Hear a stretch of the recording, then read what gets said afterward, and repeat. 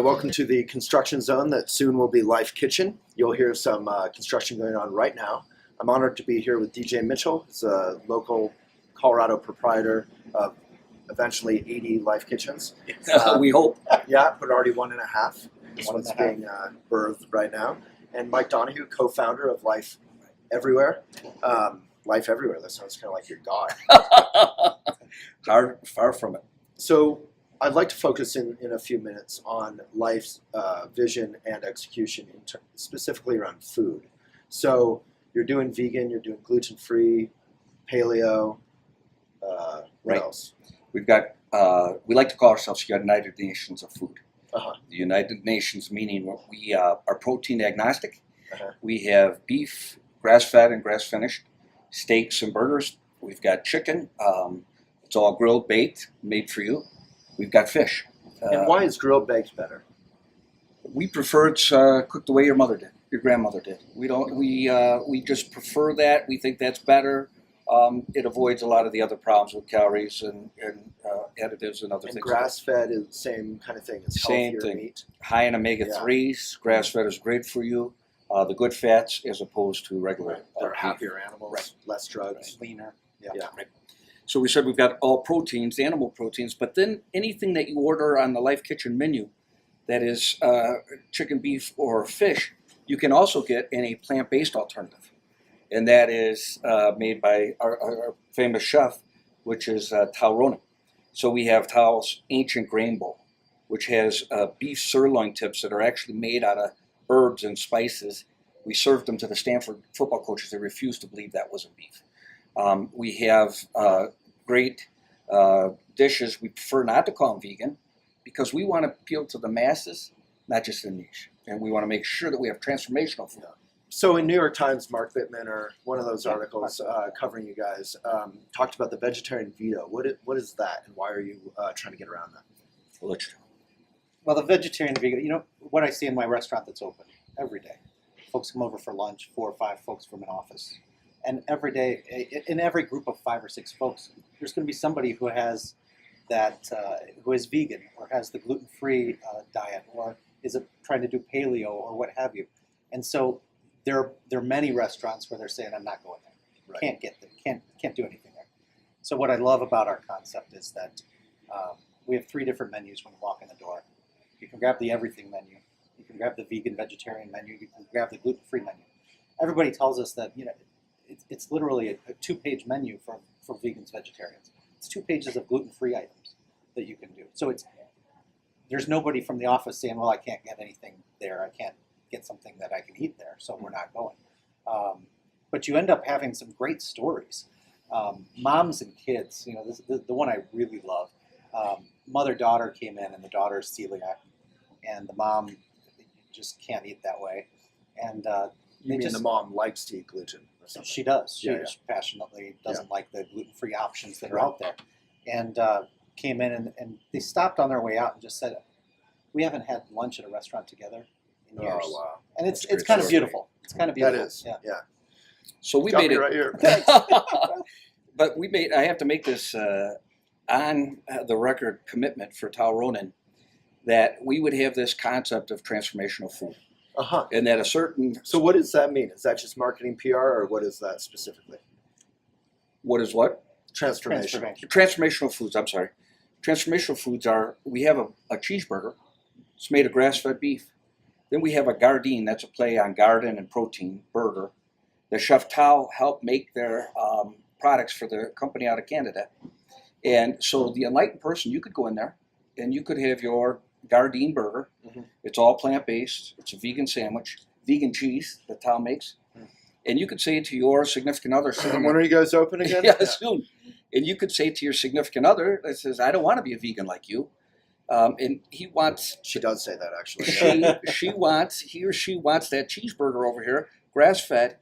And you say, here, honey, take a taste of this. Yeah. She tastes the plant-based, and she said, oh my God, I did not realize that I won't sacrifice taste, and I can put more plant-based. So I'll give you an example in the restaurant. This is what I'm passionate about this, the 3 menu deal. Because you know what? On our everything menu, there's a corn chowder, for example. On our everything menu, it says sweet corn chowder, describes the ingredients, calories, and sodium. but it doesn't. It's not stamped with GF for gluten-free, and it's not stamped next to the menu as a big V for vegan or vegetarian. It just says sweet corn chowder. Yeah. And you open up the vegan menu, and it says sweet corn chowder, same stats and everything. And you'll open up the gluten-free menu, and it's the same corn chowder. But in my past, if you had stamped it that way, I would have never ordered the gluten-free vegan soup option because I would think, well, it can't taste good. Right. If you're a normal person, normal, quote unquote, normal diet, you don't want to have the vegan thing. Right. You don't want to have the gluten-free maybe. So now people are actually. So now you just recommend the corn chowder, and everybody loves the corn chowder. And then you can tell them afterward, Right. Yeah. hey, it was cashew cream based. It's fantastic. Potatoes, red peppers. It's like, I can't believe it's not butter. It's like, I Ex- can't believe it was vegan and gluten-free. And So transformational in that sense to me is this bridge, it's this teaching that says, yeah. you know what, did you like it? Yeah. Yeah. Oh, by the way, it was. And we do the Vegan same in option. desserts. We believe in there should be indulgence. Yeah, We yeah. believe that we can bust the myths that nutritious food can't taste great. So we have a chocolate mousse budini that is under 200 calories. That would be a nice sized portion. You would feel like you got a great tasting dessert. 200 under 200 calories. Under 200 calories. Sounds pretty. It's sounds got pretty light. no, you'll love it. It's got a little bit of chia seeds in there, which are great for you. So Chia is the new kale. So and then When it's I think indulgence, I soaked think in chia pomegranate. seeds. Yeah. soaked in pomegranate juice overnight. That's Wow. the base. for a little sweetness. Does someone watch it the whole time and talk to it? Yeah, it's That's in the awesome. nursery. We massage it a little bit. Yeah. And then it's dark chocolate and coconut milk, a little vanilla, Wow. a little agave for sweet, and then it's topped with that sets in the fridge. It's a beautiful, beautiful dish, Wow. topped with some slivered almonds, and So, it's fabulous. It's a I'm vegan dessert. Awesome. I'm coming. So I'm an environmentalist. What about the organic and local? So we have a policy of no compromises wherever we can. Except for when you have to. You know. Except where one social responsibility Yeah. issue will be an imperative over another. But we have Uh-huh. strict guidelines on local organic produce and try to find as many as we possibly can in each marketplace. Obviously, you can't do 100%, but it's a big part of our platform. We do the same, no antibiotics, no GMOs, Hormones. no hormones. You know, we like to be warm and inviting and not use the no words. We'd rather say preservative free, Right. no chemicals free, you know, that type of thing. GMO free. But the food is clean. We follow Pollan's rules. Uh-huh. We love Michael Pollan's rules. We think Uh-huh. it's very fair. We think it is very mainstream. Love that. So local wise, we're using Boulder Natural Meats actually in the Colorado market. We're using Coda Coffee down south at the restaurant. They roast locally in Denver. Okay. Craft beers, local beers. 4 local Colorado beers on tap. Right.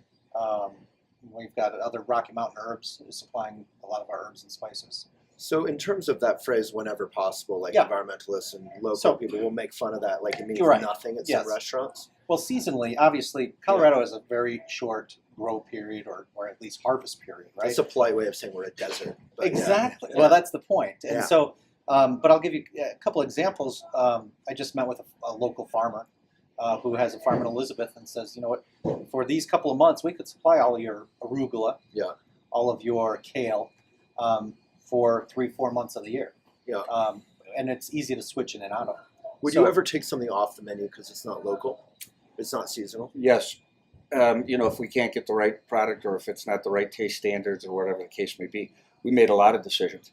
We will also make a decision not to make it local if grass-fed beef is not grass-finished. Right. I'd rather Or buy if it. you In know. a lot of cases, if you fair have enough. right, taste comes first. So you really do have to, if you have a great standard and Yeah. it's not going to be met by a local, then you really have to put taste first. It's a slippery slope, though. It I mean, is. taste first is what got us into this obesity crisis, you know. Yes, Right? however, Twinkies Yes. as a daily diet. That's a great I taste. should not do that gesture on camera. Cut that. but I'll recover here. You can One see the second. people who got it and the people who didn't. Yeah. One second, thank Right. you. Go. that's the whole idea behind the Taste Quest and using Uh-huh. the other products. You know, using the other ingredients. It So still it has can to be be tasty. both taste. Right. I mean, taste first is an interesting phrase to me Mm. because that could mean like, well, it can't be organic, local. It So- will be processed. Our chefs actually, Jeremy, our executive chef, will actually taste our local products, and he will say whether or not it meets his standards. And what else about the food? Is there anything I haven't brought up?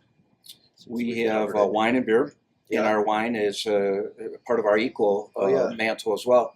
We have worked out with all the major wineries that we want to work with to make sure that we don't have any bottles. It's on tap. Wow. That way we can serve premium. We take 2 to 3 tons of solid waste out of the waste stream each year. We can serve a glass of higher premium wine at a reduced price. Oh, that's There's amazing. no spoilage. Would you It's do all that keg. with? Do you do that with beer as well? Kegs? Yes, or- kegs only. Yes. Wow. And 'Cause it's that gets rid of local s- craft beers. Yeah. So people don't realize this. Kitchen, which is a great local restaurant, Yes. you probably know. You should go there if you haven't Right. been there. It's amazing.